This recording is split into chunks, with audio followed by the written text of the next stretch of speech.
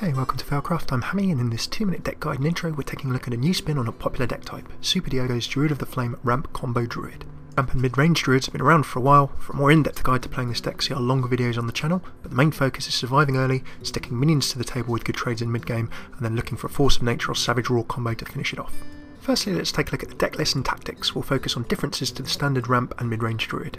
2 innovates give you your ramping ability to get bigger cards out more early, Wild Growth should be played on curve, Wrath give you control against early game decks, Savage Roar should be comboed with Force of Nature, but you've got 2, you can use 1 in the mid game to try and trade minions. Remember, you need the table under control. Big Game Hunter is for protection against those big 7 drops or more in Dr. Boom. Druid of the Flame is the main difference in this deck.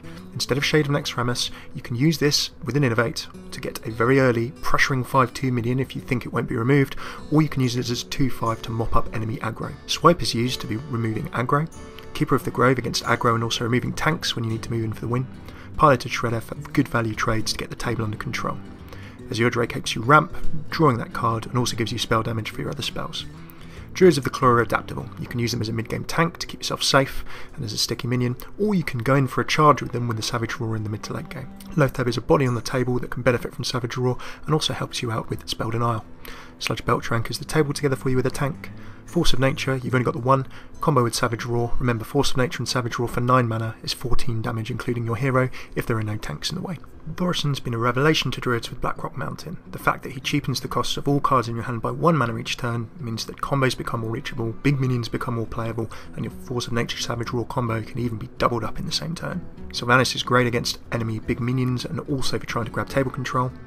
Ancient of Lore gives you both card draw and health restoration. Most of the time you're going to want to use it to try and draw cards into your combo to get the game finished nice and quick. Boom, Ragnaros and Cenarius are all various finishes, with Cenarius having the added benefit of giving you those 2/2/2 Treants with Taunt. Again, brilliant fodder to set up a big Savage Roar with minions on the table. Next, let's take a look at mulligans and key combos. In terms of key combos, look to Force of Nature and Savage Roar to finish the game. Don't be afraid to spend a Savage Roar in the mid to mid late game if you need to buff your minions to trade the table and make sure the table is clear for a second Force of Nature Roar combo.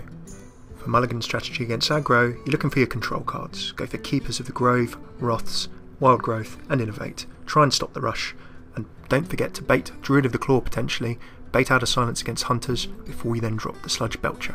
Mulligans against control will vary by class some, have a look at Diogo's guide for more options, but what you want to do is try and keep the draw of your opponent to a minimum and also make sure that you're not only controlling the table, but trying to get ramp, so Wild Growth Innovate will always serve you well, along with minions that you can get out to put early pressure.